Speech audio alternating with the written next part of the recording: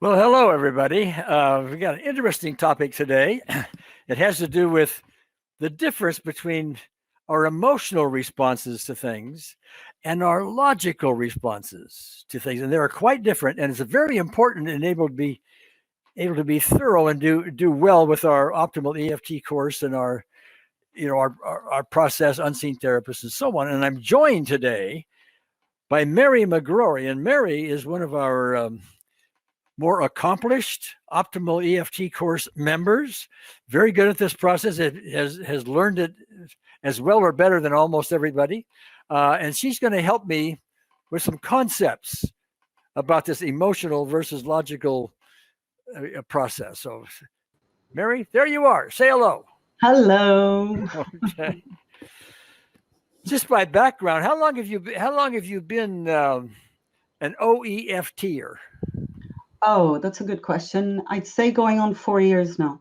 4 years. Yeah. Yeah, Okay. Great. been part And of it. you're a member of several of our practice groups, and to, just that's not a regular topic, but talk just for a moment about practice groups and their use, would you?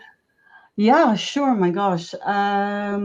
Practice groups have completely radically changed the way I practice optimal EFT and how I work on myself, the healing that I receive, the healing that I give.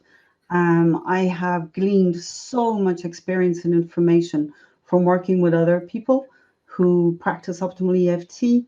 Um, the feeling of being on my own and trying to figure it all out has completely disappeared. I feel really like I'm part of the community now. Um, it's a great place to learn. I struggled for a long time to try and get through the 30 lessons on my own.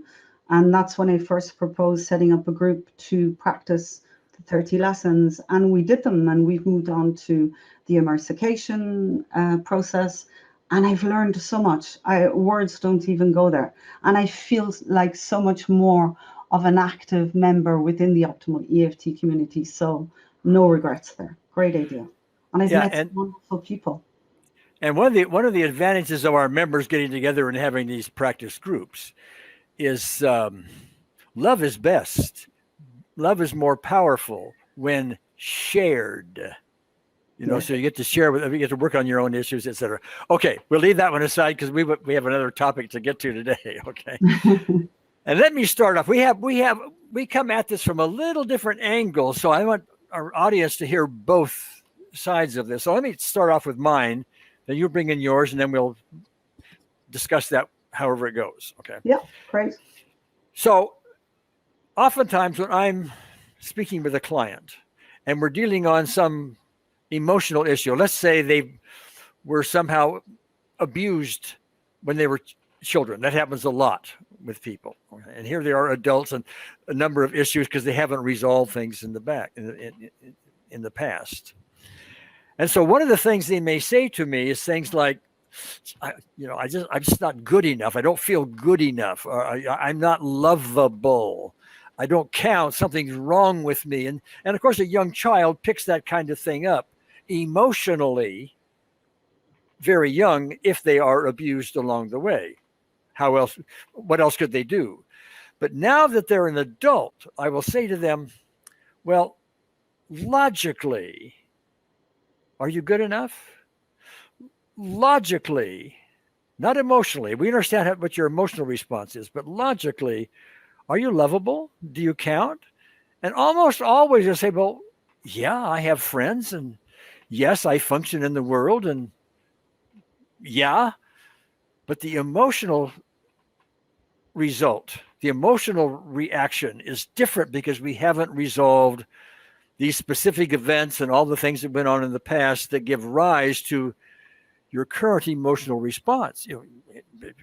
Today something happens and you replay something subconsciously from a long time ago, and you get I'm not lovable, I shouldn't speak up, all these other limits that come along. So what we do, this is my approach anyway, is we'll go back to the specific events that give rise to the limits currently. We'll go way back in time, bring in unseen therapists, collapse, collapse, collapse, collapse. As we do, the emotional responses behind I'm not good enough, I don't count, I'm not lovable, and so on, start to fade. They don't replay. And the better we do this, the less they replay, and the less they are limits, and you can move these limits off to zero, Anyway, that's my approach. Now, you have a little different way of going about that, a little different concept of even thinking about this. So I'm going to put the ball in your lap, Mary. How do you see it? It's not that I have a different way of going about it. I think I in preparing to talk about this, I started thinking about it more deeply, and I realized that there are more advantages to this. It isn't just the fact that, logically we see things differently. It's about the fact that, when we are traumatized, when we have been hurt, or whatever the story may be, the emotions can be intense. And when we try to express this to other people, then they may think that we're being over dramatic, or that we were just being difficult, or, they can put us down and make us feel more insecure about our emotional way of reacting to a situation, whether it be recent or old. When you work with someone who recognizes this, whether it be within a group or with a client or a therapist, there's so much relief in being heard, and somebody actually saying, okay, well, logically, that that's not true, but emotionally, you are feeling these emotions intensely, viscerally, even sometimes. And let's work at that. Let's look at that. Let's check out, what emotions are you feeling, and how intensely are you feeling it? So you feel respected, you feel heard, you feel like what you're experiencing is actually being recognized and true to a certain extent, whereas a lot of people in society will try to talk you down and say, but logically that can't be right, and they'll try to logically convince you out of your emotional reaction. But no logic can replace what you're feeling emotionally, because it's a completely different aspect. It's a different way of experiencing things. So this confirmation of your emotions is very important. This is what gives us the feeling that we are okay feeling our emotions. Yeah. And to blend that with what I was saying, yes, we want to feel okay with the emotions. We also want to remove, if we can, the unnecessary part of it, the trauma part of it, the sting of it, so it doesn't keep replaying all the time, and you're free to experience life as you would like to do it, rather than having this emotional baggage. That's where we get down to specific events and so on. Does that fit with you? Do you have other thoughts? Yeah. Yes, it's a very good way of finding specific events. If somebody is acting up emotionally and somebody else says, well, logically you shouldn't feel that way. For example, life is dangerous. Okay. I'm too scared to go outside. I've got agoraphobia, or I need to check the door 20,000 times before I can go out, trying to control the situation. So I'm don't feel safe. And if somebody says to me, or if the belief, because a lot of it is around beliefs. Okay. Sure. I'm sorry, go ahead. Within a session, we may discover that there is this belief, life is dangerous. And we could have a conversation saying, well, you can walk down the street to the shop and you'll probably be safe enough to walk back again. So life isn't always dangerous.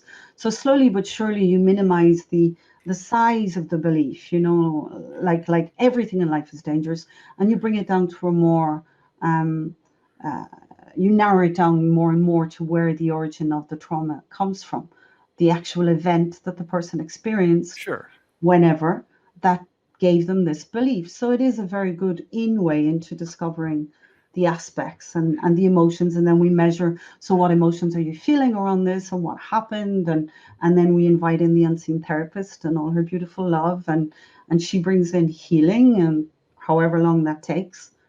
But yeah, there is an advantage, the frustration of being told by people that you shouldn't feel so strongly about things is like a double trauma.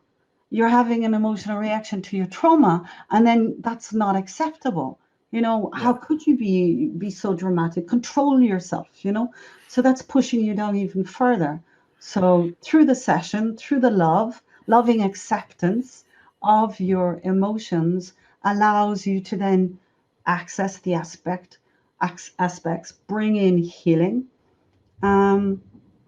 which allows understanding, which then leads to compassion, which then can lead to forgiveness. This is really, really important. That's another point I wanted to speak to you about, was logic and emotions can prevent forgiveness.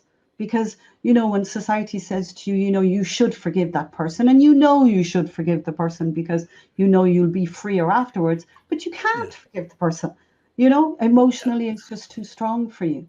Sure. So as you start healing, not finished, as you start healing the emotions, and that brings in that understanding, which then leads to compassion, then the forgiveness happens naturally. You can't choose to forgive.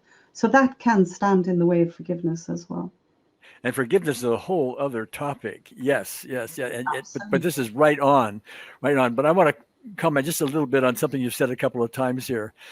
It's sort of a lay version of psychology that people tend to use with this phrase, "Oh, you shouldn't feel that way." Don't feel. That happens a lot. Just don't feel that way. Okay. But how do you not feel? Calm down. Stop being so emotional. Calm down. Like you've got this magic button that you can just press and, okay, I'm calm now. Yeah. And we don't have that magic button because we are automatically replaying this. We're replaying these emotional things, which are illogical most of the time. Okay. So we replay these things, but we really have to do, and we're just repeating ourselves here. I just want to make the point really well.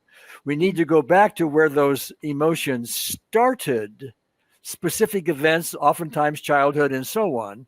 And that's where unseen therapists can come in so efficiently and so beautifully to collapse those once upon a time things. It's not like you forget the memory, but the sting, gone. Sting, gone. Okay. Peace. Okay. And then you start behaving logically rather than emotionally. Okay. The logic takes over. I really am good enough. So there. Okay. Yeah. When you're in the emotional charge, you cannot possibly see, or it's really, really difficult to see anybody else's perspective, no matter what age the trauma happens at, but particularly when you're a child. So you only remember what you experienced, and it's like you can only see the memory again through the eyes of a child, through the naivety of the child. So you can't possibly see the bigger picture. So logic just isn't going to happen until the emotional charge has been calmed by the unseen therapist, lots of love brought in, lots of whatever comes up, because as we start going in there and removing stuff, more emotions will bubble up until the whole story has calmed down. And once it's calmed down, it's happened to me 100 times and to so many clients and people I work with. It's like you take the blinkers off on a horse. It's like your perspective opens up and suddenly you see the situation completely differently. And it's like you're relieved because now you see it through your own eyes with all the life experience you have today from a calm perspective. It's not always so perfect the way I'm describing it. It can be a bumpy ride sometimes, but we do get there in the end, where you get that freedom to re-look at the situation from who you are today, from your own life experience, from a calm place, and then you can choose to see it differently or choose what you want to believe in a different way. Wonderful. For those interested, I'm looking at Mary's name underneath her video, and the email address, if you want to contact her, is tranquilatLast@gmail.com. Okay, you have to write it down and then write her. But you're welcome to have people ask you questions. Correct? Absolutely, no problem. And it's my Facebook professional Facebook page as well, Tranquil at Last. So with pleasure. Right. Great. Thank you, Gary. Well, with that in mind, thank you, Mary. Thank everybody for listening, and we will see you next time. Thanks.